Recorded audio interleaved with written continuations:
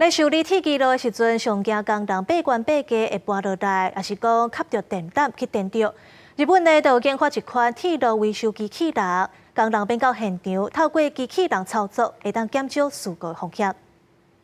这台大型的机器人踩伫咧悬架顶头，用机器手接过工作人员提好伊的拼图。这是日本的新创公司人机一体，甲 JR 是日本铁路公司，一个交通科技公司日本信号共同研发专门伫咧修理踩伫咧正关的铁路电缆。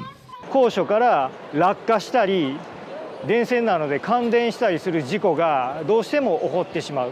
それをロボットで代替することによって、重労働から人間の作業者を解放し、落下や感電の労災リスクをゼロにしようと。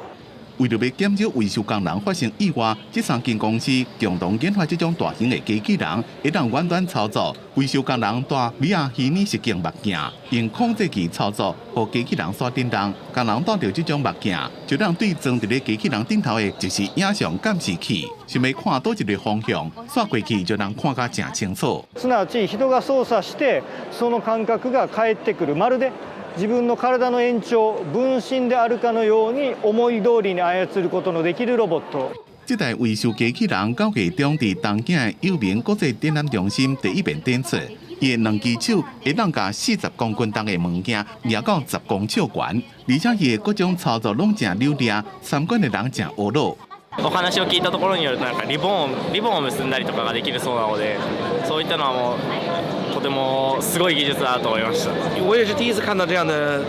能够自动升高降低的，还是非常先进的。希望它将来能应用到更多的领域。